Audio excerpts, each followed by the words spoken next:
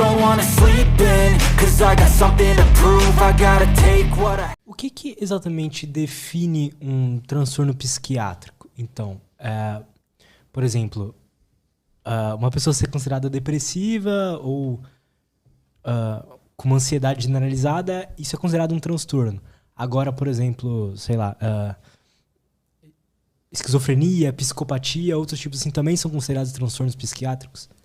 Também. Olha, a sua pergunta é muito mais profunda e não tão simples de responder, né? Qual que é o limite entre um transtorno considerado? Vamos colocar assim. Qual o limite entre uma alteração comportamental? Tá. O limite entre uma característica de personalidade, algo que já configura um transtorno psiquiátrico e um transtorno neurológico. É tudo muito difícil de definir, as fronteiras não são tão claras assim. Vou te dar um exemplo. Interessante isso. Vou te dar um exemplo. A epilepsia, por exemplo, você diria que é uma doença de qual área médica? Neuro. Neuro. Enxaqueca? Neuro, né? Até a década de 70 eram doenças tipicamente tratadas pelo médico psiquiatra, por exemplo. Entende? Então, esses limites não são tão claros, principalmente entre a psiquiatria e a neurologia. E se a gente for pegar também entre assim, comportamentos que são considerados aí, vamos dizer assim, sem preconceito assim, né? Estou pensando até um termo para falar, fora do normal, fora do comum, comportamentos que são inusuais. E quando esses comportamentos inusuais podem ser considerados um transtorno psiquiátrico. O limite também não há limites tão claros e absolutos, é sempre passível de discussão isso. Mas, Luiz, o que eu digo é assim, os transtornos psiquiátricos eles nunca são delimitados apenas por um comportamento, apenas por uma emoção, apenas por um modo de pensar que está inadequado. É sempre um conjunto de sintomas que vai definir, é o que a gente chama de síndrome.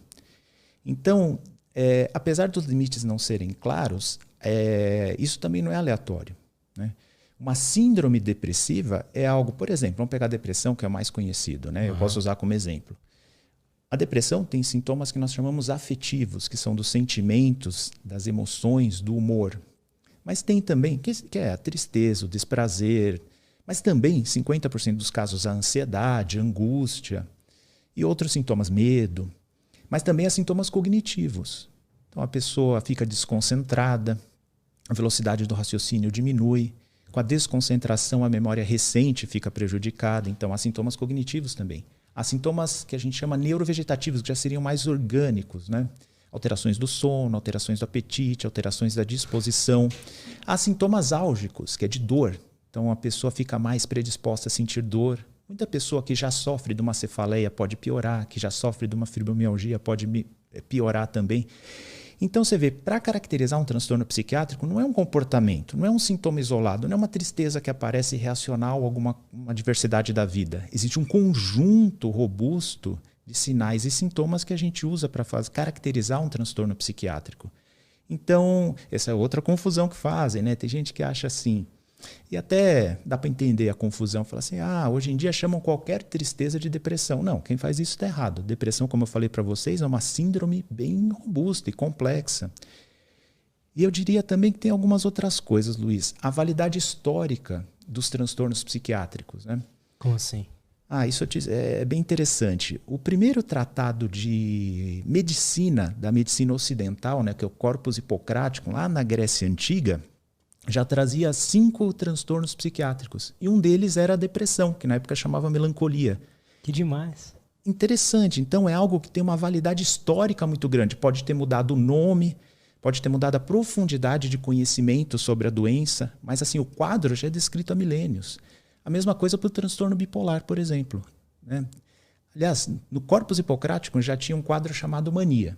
Então tinha a depressão, que era a melancolia, e tinha a mania, que é essa agitação, né? Essa aceleração dos processos psíquicos, que configura o transtorno bipolar. Não imaginavam que se tratava de 2 apresentações de uma mesma doença. Mas na Antiguidade Romana, chegando à Antiguidade Romana, Areteu da Capadócia já falou, olha, eu acho que a melancolia e a mania, quando acontecem na mesma pessoa, a depressão e a aceleração, isso pode ser uma doença só. Então, quem que era esse Areteu aí? Areteu da Capadócia era um médico que tinha muita fama em Roma, né, já na transição da Antiguidade Grega para a Antiguidade Romana, E na nobreza romana ele era tinha bastante acesso à nobreza romana. Então ele foi um cara que trouxe, vamos dizer, a herança grega da medicina para o Império Romano. Ele tem assim, uma atuação em uma série de transtornos e ele na psiquiatria entrou para a história como a primeira pessoa que pode ter descrito o transtorno bipolar. Que foda isso, cara. É interessante. E voltando ao ponto, né? Então, há transtornos psiquiátricos que têm uma validade histórica de milênios. Desde que existe medicina ocidental, eles são descritos, né? Então, isso configura um transtorno que tem uma validade histórica muito grande.